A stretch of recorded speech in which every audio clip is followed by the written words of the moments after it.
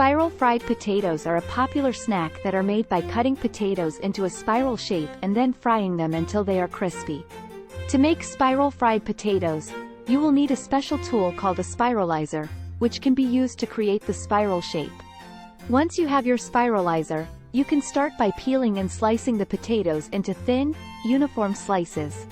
Then, place the potato slices into the spiralizer and turn the crank to create the spiral shape.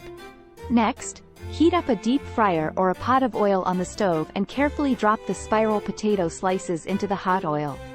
Fry the potatoes for a few minutes until they are crispy and golden brown. Remove the spiral fried potatoes from the oil using a slotted spoon or tongs and place them onto a paper towel-lined plate to remove excess oil. Season the potatoes with salt or any other seasonings of your choice and serve them hot as a delicious snack or side dish.